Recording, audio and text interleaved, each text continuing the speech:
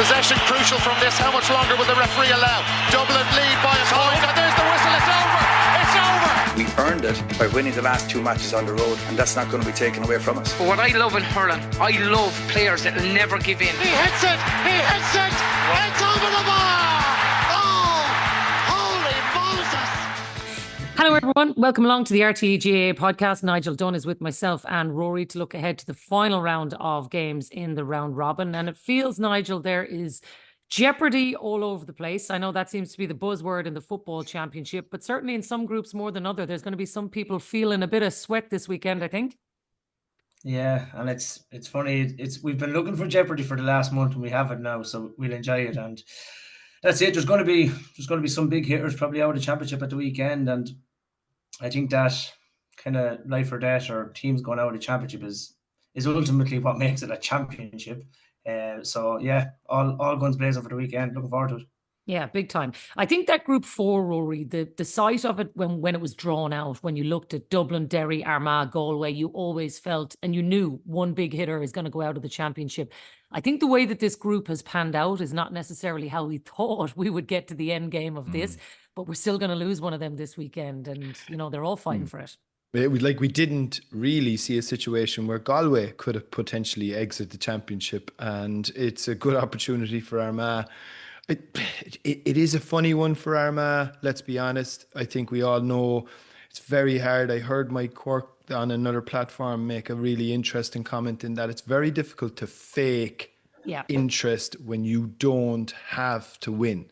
And that will be the challenge from an Armagh perspective. I think it's a good opportunity for Galway. I think sometimes people tend to forget, I know they haven't really fired so far in the round robin group stages, and they were disappointing against Dublin the first day out, but they went 8 points down twice to Derry and still managed to dig themselves out. And I think that shows an awful lot of character from a Galway perspective. They just really, for some reason, I don't know whether it's in a defensive sense. No, look, they found themselves in a very tough group. That's the first thing, really. They've been in a really, really tough group. And one would imagine they're not scoring 4 goals against Armagh, and if you're going to need 4 goals to dig yourself out of a hole this weekend, they could be digging fairly deep from a Galway perspective.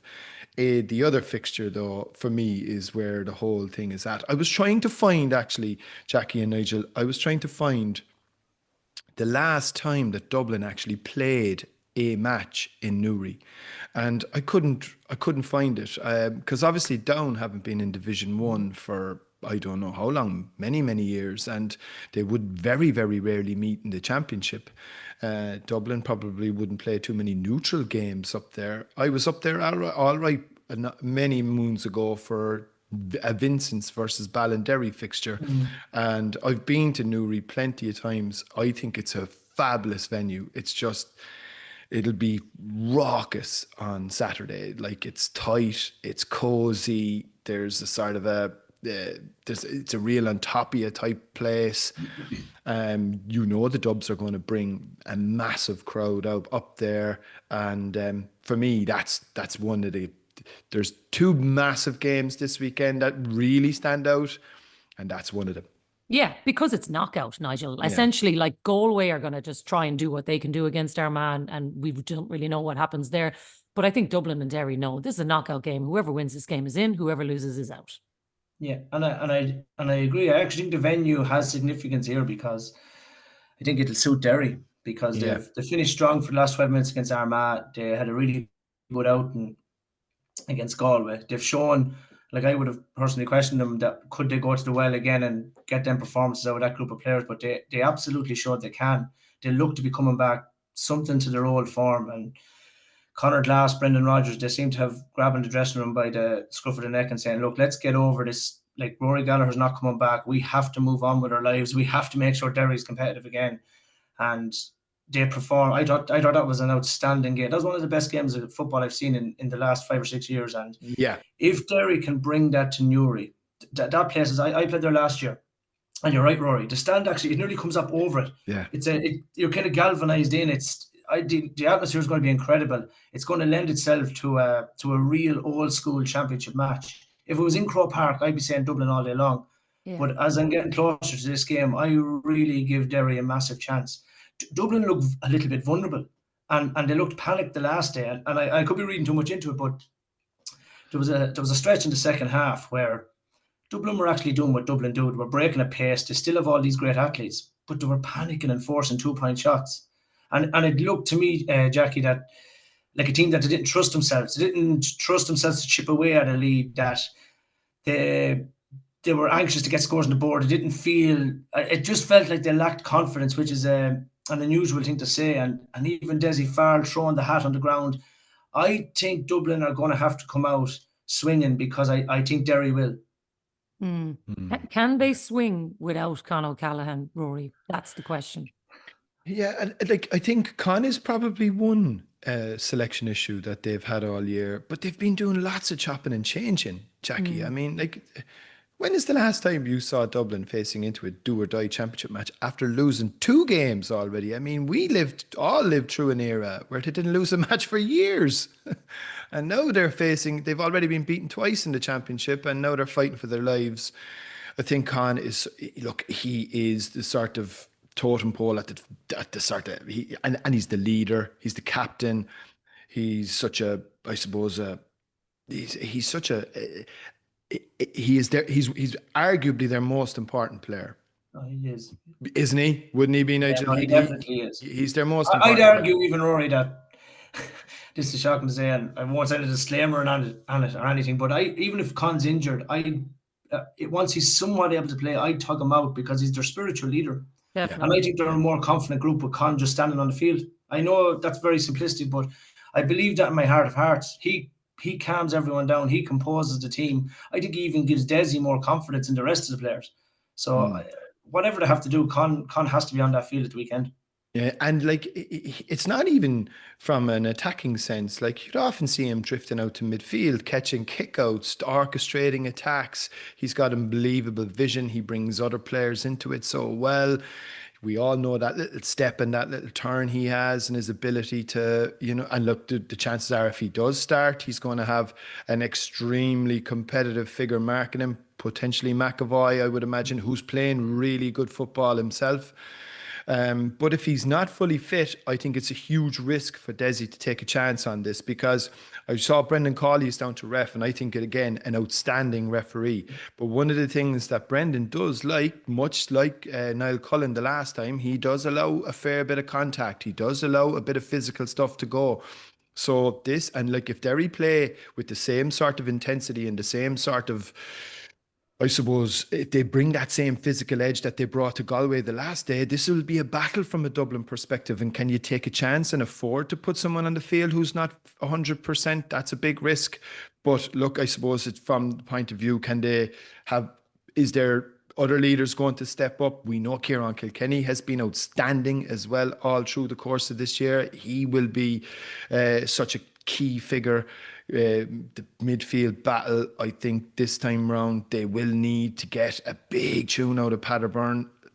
He's going to have his work cut out in there against the likes of Glass, who's potentially player of the year at this point. Like, he's been playing so well. So I think this is finally balanced. You couldn't really call it, but I'd have a sneaky suspicion Derry could knock them out. I do. Wow, it'll be definitely one of the stories of the championship. But actually, Rory, it's funny, you sent on an article that Darragh O'Shea wrote in the Times this week. He's no sympathy, is he? And I did think it was very funny for a Kerry man to come out and say, lads, they've put themselves in this situation. But he's right, though, isn't he? He is. What did you think, Nigel? Yeah, no, I always enjoy reading Darragh's pieces. He always has that. I love Darragh's pieces. Humour, but he's fairly on the ball with that one, if I'm being honest. Like, the reality is, Armagh are sitting pretty. Like, we won't discuss probably Armagh much this morning, because there's no jeopardy for them. They're now planning their assault on Sam. Yeah, they have the job done. So, like, Derry, Dublin, Galway, they're here for a reason. And it's funny, like, even I agree with you, Rory. I think this is set up for a Derry ambush, if that's the right term. But the fact that that's been spoken about more, it will heighten the Dubs' awareness. And like, Dublin aren't a million miles off either. Like, their shooting was so erratic. They were they were forcing like Pascal and Costello, who are all-star footballers, missing shots from 20 yards, 3 breaches. And the 3 breaches is really annoying because from a Dublin fan's point of view, it's not even where the midfielder makes a mark and instinctively you go at him with your hands up to touch him. It's one of these silly breaches, the 3 up one. So that shows a lack of concentration. Dublin handed Armagh a lot of scores, even though in fairness Armagh were in the ascendancy for most of the game and it felt like a comfortable win. But in a roundabout way, I think Dublin will perform, but I have a sneaky feeling Derry will win. Can I ask, Nigel, on the breaches, as a coach now and as somebody who played in the forwards as well, like, and I see it an awful lot at club level, but you would excuse it at club level because it's more difficult to organise. How do you mitigate against that happening? Like, is it organised on the field? Does the manager beforehand says, right, 13, 14, 15 year, the guys will stay up? Well, what if my man decides to saunter down through the field and I'm loose? Or like, how is that organised? Is it on the field? Is it pre-planned? What way does it work? From my experience, it's fluid. You wouldn't have the same guys as the 3 up, unless of course I was playing there. I would be well perched inside, so they only had to worry about 2 lads. But it would be quite fluid. And look, there is difficulties, I suppose, if you're chasing a fella back, and your natural instinct is to go with him. What you then need is someone on the far side of the field, making sure they're seeing the play develop that side, so they know they have to take your spot as the 3 up. That can be hard to choreograph and to get right, but in general, it's fluid. But I still think there's no excuses because halfway is such a big area. Like it's like we all know what we're trying to do with the game of Gaelic football, and there's probably a bigger picture. So teams are well aware of what's required.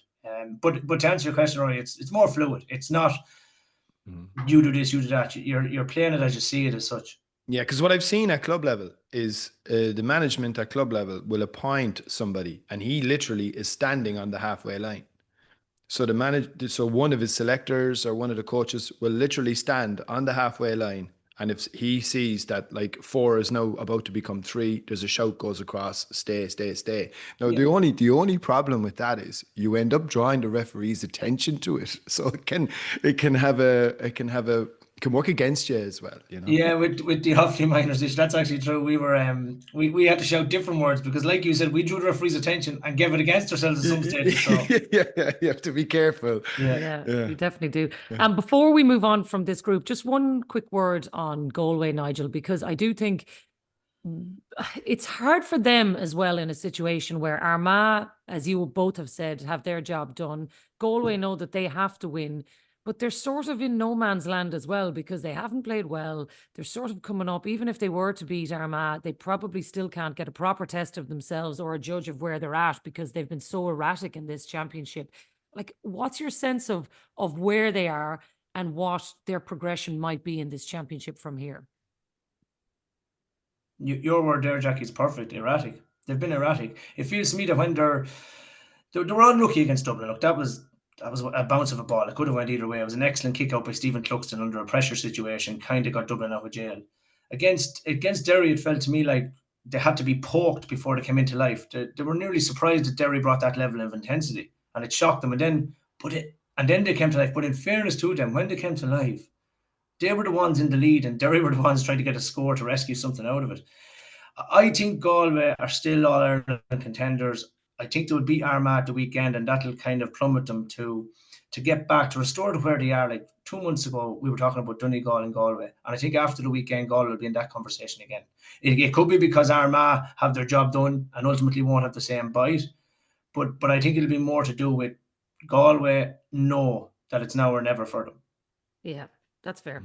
Okay, that's that group then in Group 4. The other one where, Rory, you outlined, the other probably knockout game of the weekend really is between Mayo and Donegal. And I think at the start of the year, again, when we talk about teams being erratic, Mayo were probably one of them. We didn't really know what we were going to see. We've seen it in patches.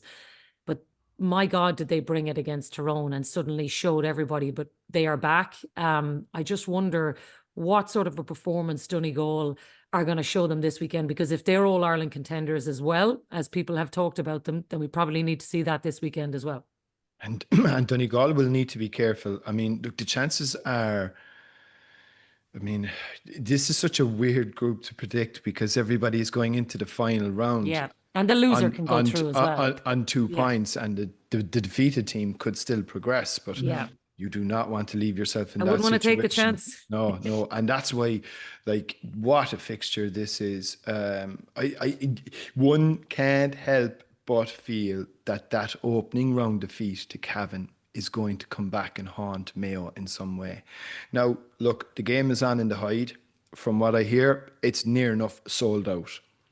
I would assume that's largely a massive Mayo following because, in fairness to the Mayo supporters, a brilliant bunch of supporters, they also know, look, this could be the last time you see them until next February again. So it's not a far distance for them to travel. So let's make the most out of it. This will be an interesting game at midfield. Like, obviously the kickouts nowadays, because of the nature of them, that the battle at midfield is going to be absolutely key. You don't really see Mayo racking up huge scores. We did see Donegal put a huge pasting on Cavan the last day. Now, that was obviously a reaction to losing the week before to Tyrone. I wouldn't necessarily see him scoring 326 against this Mayo defence. But then you have to ask yourself the question, will Mayo have enough quality in their attack to really get in behind this Donegal rearguard? Even if they do get their hands on primary ball, which I think they will be very competitive around the middle of the field. I think Donegal will probably sit off a little bit, look to try and turn the ball over and do what Donegal do, which is counter at lightning pace in 3s and 4s. And it'll be a case then whether or not Mayo can handle that. You would, if you were putting my pin to the collar, I think Donegal, for me, I know, look, they might have, played in slightly fits and starts since winning that incredible Ulster Championship. And what an incredible Ulster Championship to win. We shouldn't forget that, to go from the preliminary round all the way to a penalty shoot, into extra time. But I've penalty shootouts on the brain. Yeah. Sorry, Jacqui.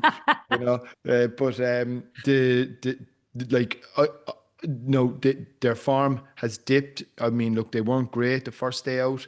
I thought the response the last day was good. For me, I still think I would rank them as number one. Mm-hmm. And I think we'll probably see a little bit of that again this weekend. I can't see the Jim McGuinness, Michael Murphy story finishing on Sunday. It just doesn't really seem right. But they still have to go out and do the business against an absolutely top class opponent. And it's along with Dublin Derry, the game of the weekend for me. Yeah, can't wait for this one.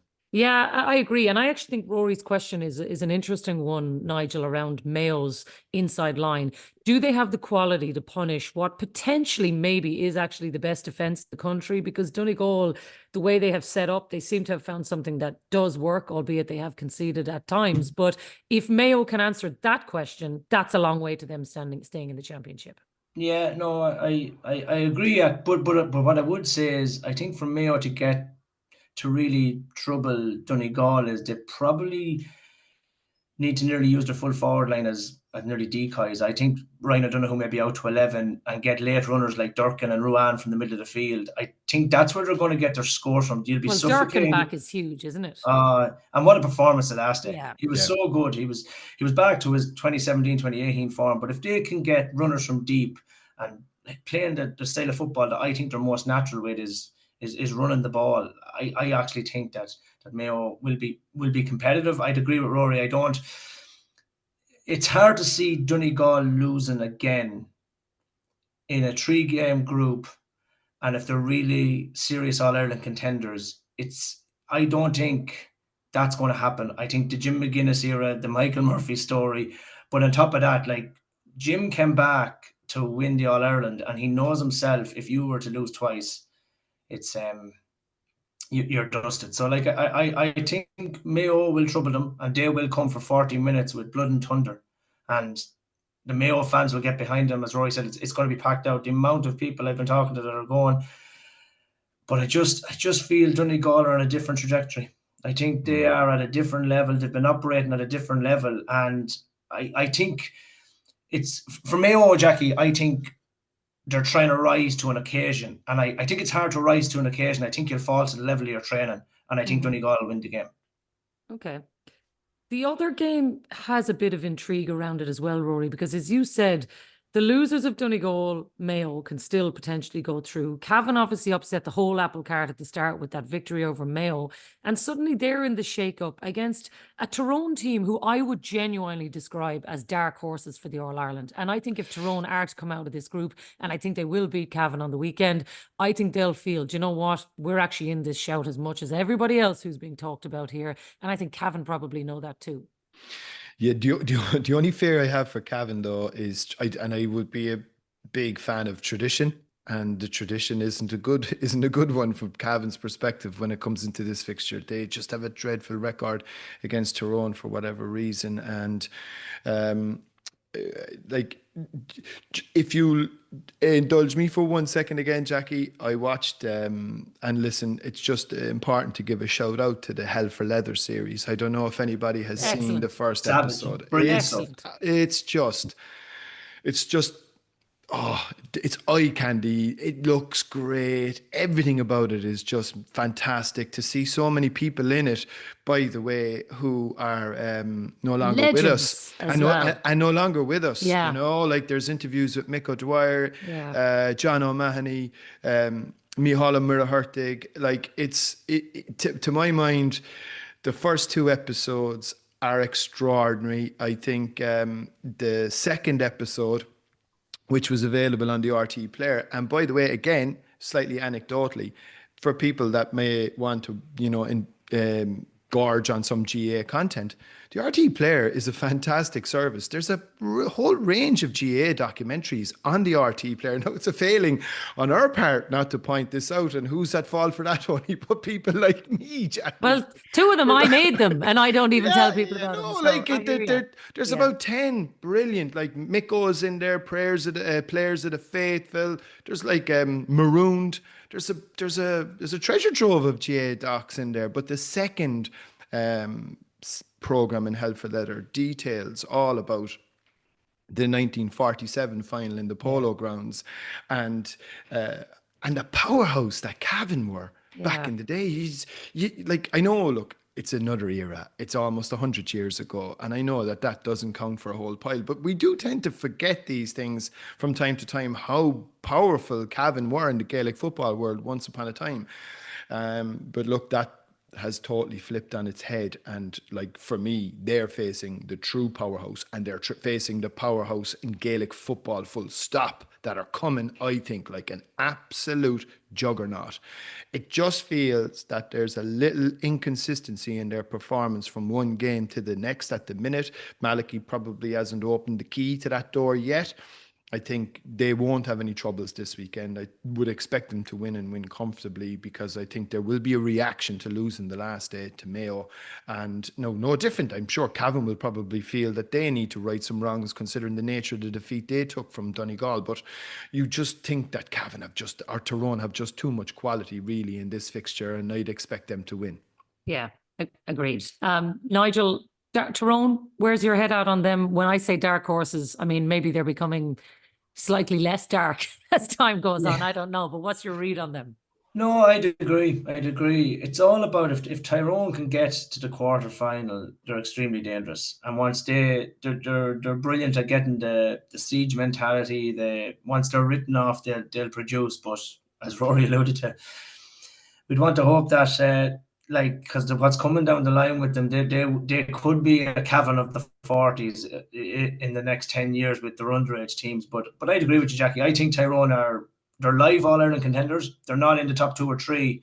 But the thing I'd say with Tyrone, in my head, you have Donegal, Galway, Kerry. I think Tyrone could beat any of them. Yeah. But I don't know if they could beat 2 of them back to back.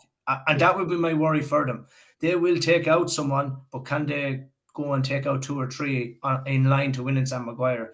Look, in the last 20 years, they've done it, whatever. But that would be my worry for this particular team. But Malachy is there. He's not even there a year. Like it's only a matter of time. He's such a brilliant manager, and he's such a nice man as well. Like, he's going to get that right. There's no question about it. But yeah, I think they're all Ireland contenders, but they would need a lot to go their way, a good bit of luck. But yeah, they're still in the equation, absolutely. Yeah. Of those top few teams, then, I'm sure Kerry are probably in your equation. I know you're going to watch them this weekend against Meath. And given that they haven't had a test yet, is this one against Meath the toughest one they'll have maybe had this season, or how do you see it? Well, I don't know if it'll be the toughest one they've had this season. I think it's a banana skin for them. I think it's going to be trickier than the public perception, because what usually happens is Kerry beat Meath, and people kind of assume they went to Navan a few years ago into Super 8s and they kind of went with half a team but still won comfortably. I think this is going to be a little bit different, Jacqui. I think Meath are going to trouble Kerry. Meath are really, really efficient with their 2-point shooting. They have 2-point shooters. Kerry and Paul Geaney, who's having a great season again, and I know he's a bit of a knock, but has openly said they don't chase 2-pointers. They're going to just play it as they see it. I think that's admirable.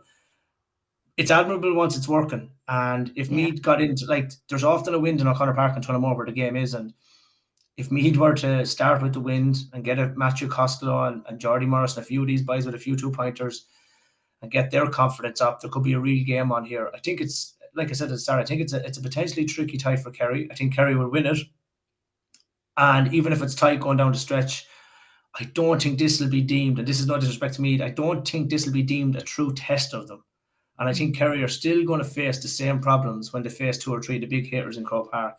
Are they tested? And as Kieran McGeeney always says, the victor always dictates the narrative. So after the match, when Kerry are knocked out or go through, we'll tell you if the easy road or the hard road was the right road. So yeah. Well, they've won enough All-Irelands through both roads, Rory, to know that they can travel all of them however way you want it. You know, I guess that's the thing for them. When you talk about Tyrone or Donegal or one of these having to go back to back, hard weeks, Kerry just, you know, by route or design or whatever it is, they know that that's not what they're facing. What they do know is that they're coming up against a team who have proven over the last number of months that they have got the athletic running ability to do damage to Kerry, that they can shoot 2-pointers, and Kerry know that if they leave a team come at them who can shoot 2-pointers, they will find themselves in trouble. Exactly. And Jacqui, like, it's not like they've chosen to be in what's potentially arguably the weakest province now. That's not their fault. It's also not their fault that they end up getting drawn into what's perceived as well to be maybe slightly easier groups when it comes to this particular stage of the championship. I'm sure we often speak to Eamon or Tomas or Gooch or whoever, and they'll tell you, like, they would prefer a much more durable testing path before they head into knockout football. Like, it would probably benefit them in the long run. So it isn't this isn't a situation of their own choosing or making. It's just what's put in front of them, to use that dreadful cliche. I think, though, the only issue they have is there seems to be an awful lot of talk about injuries. And whatever about Diarmuid O'Connor, which they have had issues on and off, we'll say it going right back through to the course of the league. Paddy Clifford. If Paddy Clifford is missing, that is huge. Seismic. Different team. Oh, yeah. But Jacqui, in my view, in the top 3-5 footballers in Ireland, him and his brother would probably, if you were picking the 5 best players in the country, Paddy and David would probably be in that top 5. I think they're probably 1 and 2, Rory, being honest. Yeah, you know, like, that's like on there, like, the man is. He is so difficult to tie down.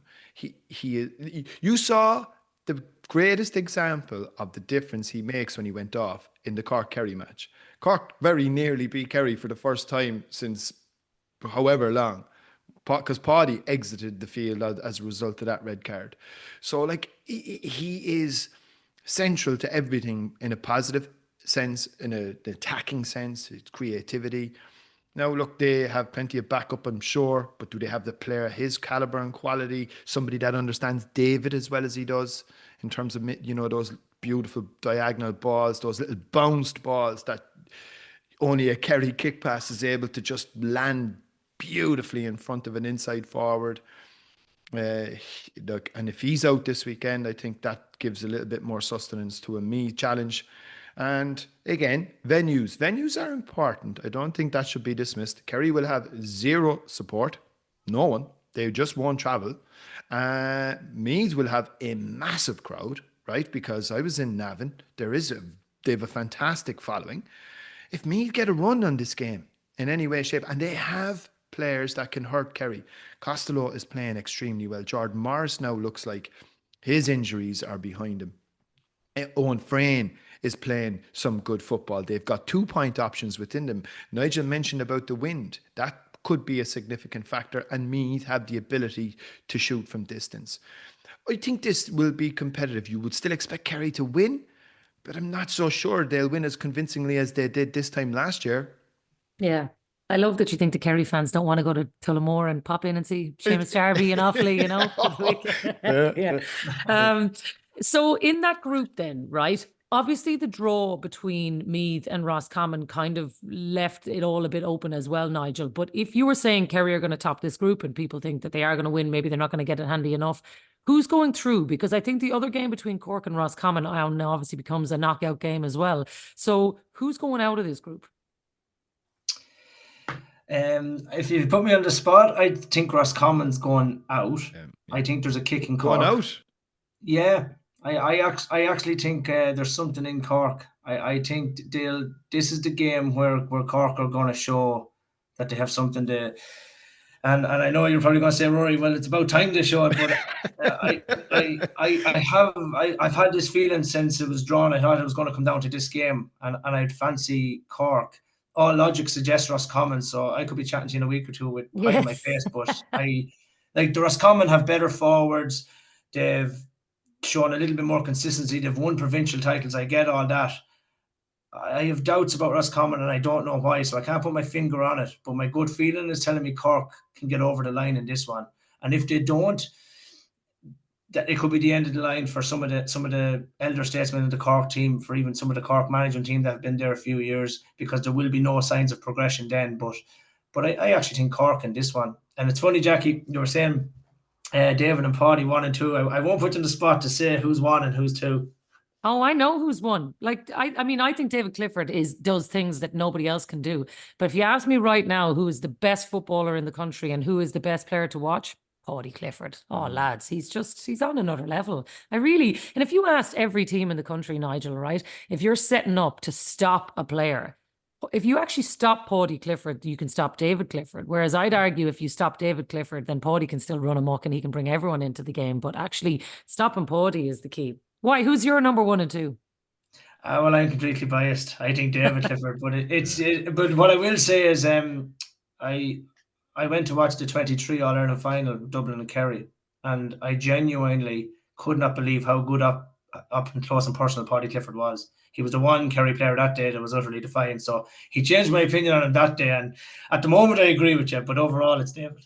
Yeah, that's fair. Listen, lads, I'm sure if you had 2 of them in the family, I'll take both of them on a sweep and go for it. Okay, that's that group sewn up then. And it's very hard, Rory, because at this point of the championship, you're really only trying to knock out one team from each group. And I know there are problems with it, but actually, funnily enough, in the Tailteann Cup, I really like it. In the Sam Maguire, I don't. I don't know where I am on it, because I think when you're looking at it in one, you're like, do you know what? It really, really works in this tournament, but it doesn't work in the Sam Maguire. Yeah, the people just really haven't, I suppose the public really haven't bought into it at Tailteann Cup level, to be fair. And look, and I know people are making, there's an element in buyer's remorse now that this particular system is going for next year. I actually think the system next year is really good. I believe it or not, I think it's a good system. I think it'll knock a week off the calendar, which I think is welcome given how congested everything is. I think it's something that they employ at Sigerson level, if I'm not mistaken, where you have the winners and the losers rounds. And I think it works really well at that level. And I think, I think it'll add an element of, it just redresses the balance. Like, I understand that every game has meaning this weekend, and we're all looking forward to it. And I really am looking forward to this weekend. I'm looking forward to it because football, I think, is in such a more healthy place than it was this time last year. But you can't really escape the fact that, like, you could potentially get into the last 12 of the All-Ireland by losing 3 games. I mean, yeah. Well, if you look at that group, Monaghan and Down, right, Mm-hmm. where those 2 teams are obviously fighting for the top, but Louth and Clare are both on 0 points, and one of them is going out. And I know Louth have won a provincial title this year, which is an unbelievable achievement, and it should be celebrated.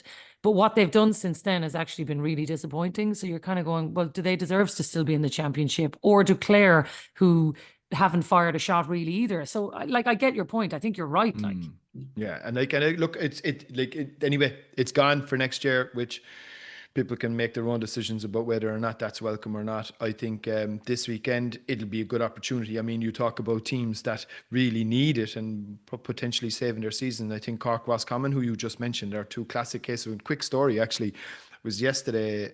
The local national school here is 200 years old, and the Taoiseach came out, and so I met him after there was a lot of glad handing and shaking hands, and so I just said to him, I presume you're going to Portlaoise on Saturday. Oh, I'll be there, boy. I'll be there. And Sherlock shooting the lights out. He said, Sherlock is shooting the lights out, and you know, so I know two Nemo men with their head in their hands. So even about a Bars guy who's not playing and has decided not to play, and you know Cork local football. Yeah.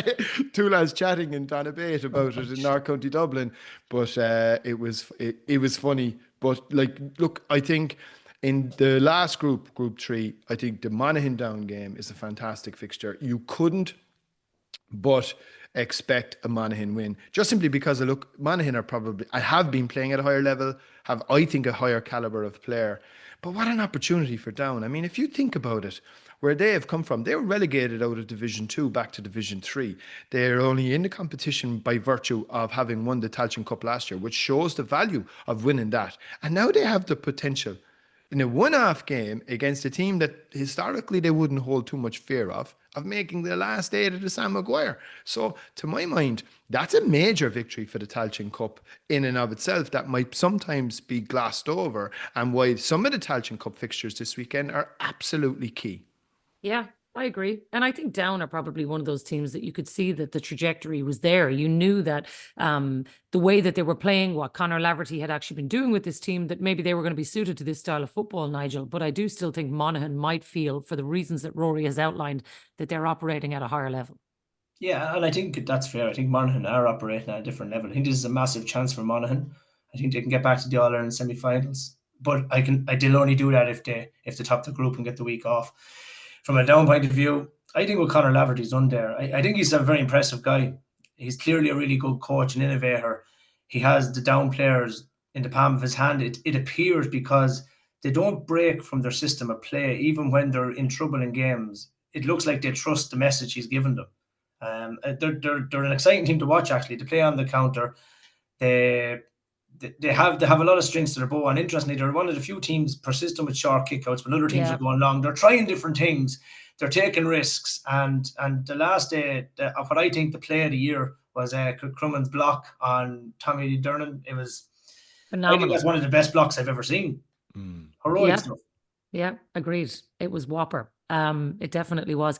Okay, before we run out of time, one last word on the Tailteann Cup. And I think when you do get to a scenario where you've got teams like Offaly and Kildare, who are like what we've talked about with Down, Nigel, teams who can actually take the next step up. I think both of these teams have shown that you can go back, you can filter in, like what you guys are doing at underage level. You can go and get success and you can rebuild. That makes this game one of the most important games of the year, because one of them potentially can go on and win this, is how you probably feel. Yeah, absolutely. And it is, from an Offaly point of view, it's the biggest game from our side of things, because we have to try and get to a Tailteann Cup final, I suppose. First of all, I know Westmeath it's looking ominous in one sense, how well they're going, but that being said, it still has to be there and won by them. I think there's a lot of pressure on Kildare at the weekend. That's not with my Offaly hat on, that's being genuine. I think if they were to lose to Offaly 3 times in the 1 year, it might dilute the message Brian Flanagan is trying to give his players. It might dilute the enthusiasm the supporters would have for the team, because look, they would be deemed as a better team than Offaly. So to lose 3 times to them, well, then you can't say you're better than them. That's not a fact anymore. So there is a bit of pressure on Kildare going into the game, and Offaly will relish that, knowing the lads, knowing the way they operate. But what I would be worried about is Kildare are treating this Tailteann Cup very seriously. Yeah. I don't think, Jacqui, they're too obsessed with winning the Tailteann Cup per se, but I think they are obsessed with being a Sam Maguire team. They've Daniel Flynn back, he's shooting the lights out. My big worry would be if Kildare hit form on the right day And I just hope it's from my point of view and office point of view, it's not Saturday. But I would be slightly worried. But I do think the pressure is on Kildare at the weekend. Yeah. It's an awful pity people aren't going to see it, Rory, unless Very you go surprising. to it. Sure, Very and I know there's a surprising. lot of games, but this is a pretty big one. Well, considering Dublin, Kildare and hurling is on beforehand, it was an ideal double header. I mean, you only have to stick to one set of cameras into the ground. It's bizarre, to be honest, but look, that's the nature of it. I think, look, this will be like, it was a fantastic league final between the two teams. Obviously, this is a third meeting in a competitive sense this year, and they're very different in the way they play the game, very different in style. We know the way Offaly footballers play. And to go back to that word, Nigel, that awfuliness, you can't read, there's a sort of a magic about the way they kind of play the game. Because Kildare will absolutely be a bigger, stronger, more athletic, and I'd say slightly more direct. And home advantage will probably count for something. You would assume that would be the case, and especially given the buzz that's around Kildare GAA and both codes at the minute. I'd say St. Conleth's Park would be the atmosphere. That's another really strange aspect to why TV cameras aren't there. I mean, the atmosphere alone, the feel-good factor around Newbridge, like the whole buzz around the place. And as crazy and all, I know this is a football show, but like, as crazy and all as it might seem, I'd actually give Kildare a half a chance against Dublin in that hurling match. It'll be certainly more competitive than the Laois-Tipperary game. So it's just a bizarre one. And look, it'll make it all the more interesting for people on Saturday night to tune in, because I'm back on that show again. Back in the hot seat. I'm like a bad smell. They can't get rid of me, Jacqui. Well, you're going to have your work cut out for you this weekend, trying to get all of these matches cut up. But look, it's going to be brilliant. It really is. Lads, we'll leave it there. It is a thrilling weekend of final round matches to look forward to. And best of luck to Offaly, Nigel. And here's hoping we get a cracking round of matches. We'll be back on Monday to look back on it all. Thanks to everybody for listening. Don't forget to like and follow wherever you get your podcasts, and we'll talk to you next week. Dublin lead by a